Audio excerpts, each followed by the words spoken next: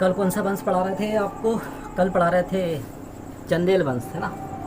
चंदेल वंश, और चंदेल वंश को क्या बोलते हैं? चंदेल वंश को ये बोलते हैं जजाग भुक्ति वंश। ठीक है, चंदेल वंश और जजाग भुक्ति वंश एक ही है। तो चंदेल वंश की राजधानी क्या बनाई थी? खजुराहो बनाई थी। पहले महोबा थी, फिर खजुराहो बना ली थी राजधानी।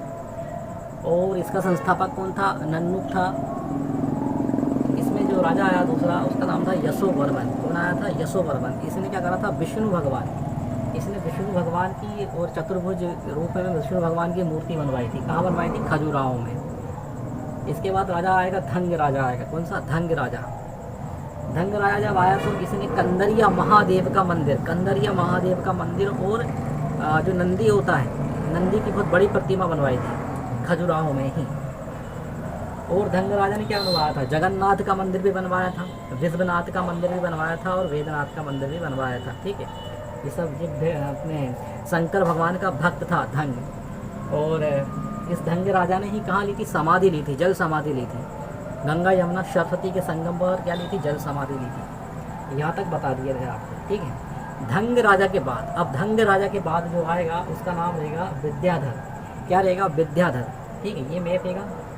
और जो मध्य प्रदेश का एरिया है, जजाग भुक्ति कहाँ पर है? यहाँ पर है। ठीक है, मध्य प्रदेश में है जजाग भुक्ति। तो यहाँ पर क्या कौन आया? विद्याधर आया। अगला शासक कौन आया? विद्याधर आया। और ये गुजरात वाला एरिया है। यहाँ पे एक राजा था राजपाल। ठीक है, राजपाल यहाँ पे राजा था। मोहम्मद गोरी ने राजपाल को मारने के लिए सेना लेके आ गया, मगर राजपाल जो है डर गया। उसने मोहम्मद गोरी से युद्ध ही नहीं किया और उसकी अधीनता को स्वीकार कर लिया। ठीक है, तो जो विद्याधर था चंदेल वंश का शासक, उसको ये ठीक नहीं लगा कि यार तू कम से कम लड़ाई तो करता, उससे तू लड़ाई नहीं और उसकी अधीनता को स्वीकार कर लिया। तो राजपाल कहता कि उसकी सेना है ना बहुत ताकतवर थी और बड़ी थी। तो विद्याधर अपनी सेना उठा के गया और किसको मार दिया? राजपाल को मार दिया। विद्याधर ने किसको मार दिया? राजपाल को मार दिया। ठीक है, विद्याधर ने किसको मारा था? राजपाल को मार दिया था। फिर भैया अच्छा देखो, मोहम्मद गोरी का विरोध करने वाला एक ही शासक था। मोहम्मद गोरी का विरोध करने वाला एक ही शासक था, विद्याधर। और फिर विद्याधर के बाद कौन आया? विद्याधर के बाद आया परमार्दी देव आया। विद्याधर के बाद आया परमार्दी देव। इसके दो सेनापति थे, आला है और उदल। आला है और उदल। आला उदल गए खेत में। ठीक है, आला उदल। तो परमार्दी देव के दो सेनापति थे, आला है और उदल। तो इस पे परमार्दी देव पे किसने हमला कर दिया था? पृथ्वीराज चौहान ने कर दिया था। पृथ्वीराज तृतीय बोलो या पृथ्वीराज चौहान बोलो। ठीक है, तो पृथ्वीराज तृतीय ने या पृथ्वीराज चौहान ने कहाँ हमला कर दिया था? ये मध्य प्रदेश के एरिया में कर दिया था। और राजा कौन था? तो राजा था परमार्दी देव। परमार्दी देव जो है हार गया और उसके दो सेनापति थे, आला है और उदल, इन दोनों को भी मार दिया। उसने मार दिया, पृथ्वीराज चौहान ने मार दिया। अब ये पृथ्वीराज चौहान ने दोनों को मार दिया। ठीक है, और पृथ्वीराज चौहान को किसने मार दिया था? पृथ्वीराज चौहान को मार दिया था अपने मोहम्मद गोरी ने मार दिया था। मोहम्मद गोरी ने मार दिया था। तो मोहम्मद गोरी का भी यहाँ शासन हो गया। कहाँ पर? मध्य प्रदेश के अंदर से, है ना। मोहम्मद गोरी का भी यहाँ पर शासन हो गया। और मोहम्मद गोरी तो वापस चला गया, मगर उसने किसको छोड़ गया था यहाँ पर? उसने छोड़ के गया था कुतुबुद्दीन ऐबक को छोड़ के गया था। कुतुबुद्दीन ऐबक को यहाँ पर छोड़ गया था कि यहाँ पर तुम शासन करो। चंदेल वंश यहाँ पे समाप्त होता है। अब हम देखेंगे कुछ छोटे छोटे वंशों के बारे में पढ़ लेते हैं। छोटे छोटे वंशों के बारे में पढ़ लेंगे। ठीक है, ये मध्य प्रदेश ये अपने पूरा नक्शा बना हुआ है अपना। ठीक है, यहाँ पर गुजरात है, ये मध्य प्रदेश है, ये बंगाल वाला एरिया है, ये उड़ीसा है और यहाँ पर कौन है? तेलंगाना है। तो इन एरियो में जो छोटे छोटे वंश आए हैं उनके बारे में और देख लेते हैं। तो गुजरात के यहाँ पर, गुजरात में एक वंश आया था, यहाँ पर था इसका था मैत्रक वंश। कौन सा वंश आया था? मैत्रक वंश आया था। मैत्रक वंश के संस्थापक कौन थे? भट्टारंग थे। मैत्रक वंश के संस्थापक थे भट्टारंग। और इन्होंने राजधानी क्या बनाई थी? भल्लवी राजधानी बनाई थी। मैत्रक वंश ने कौन सी राजधानी बनाई थी? तो भल्लवी राजधानी बनाई थी। और इस भल्लवी के अंदर ही जैन संगीति हुई थी दूसरी वाली।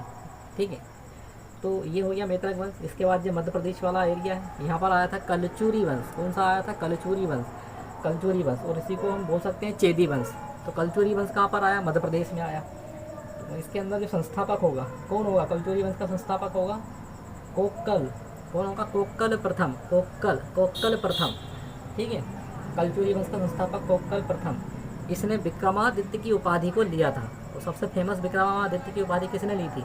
चंद्रगुप्त द्वितीय ने ली थी, ठीक है, जिसका भाई का कौन था? रामगुप्त था, है ना।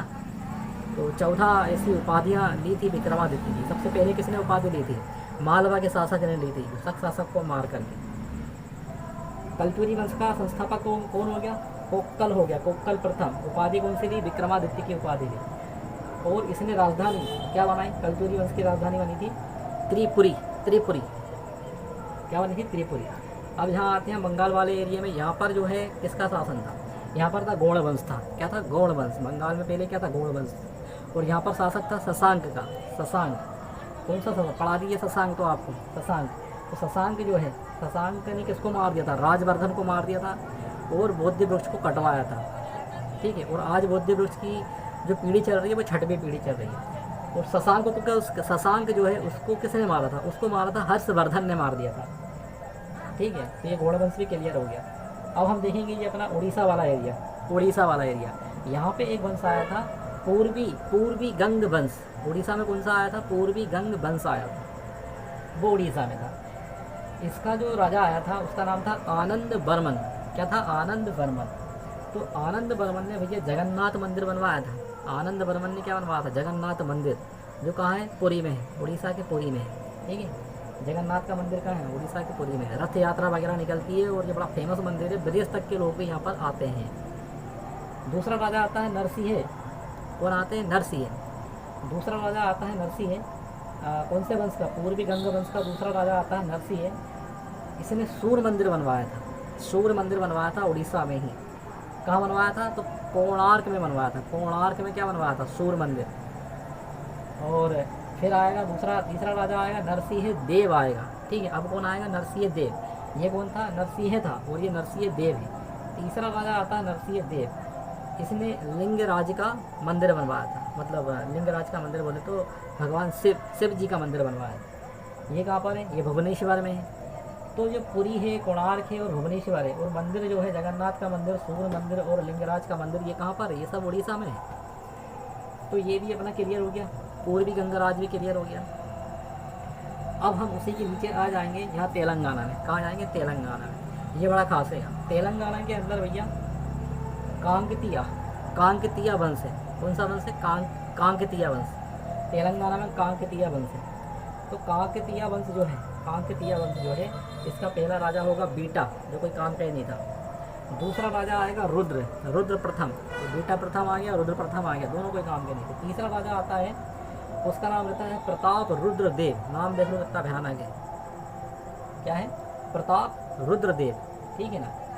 तो इस पे हमला बोल दिया। अलाउद्दीन का जो सेनापति था खिलजी, उसने हमला बोल दिया था। जो सेनापति था अलाउद्दीन खिलजी का सेनापति था, कौन था भैया? मलिक काफूर था, जो किन्नर था। मलिक काफूर था जो क्या था? किन्नर था।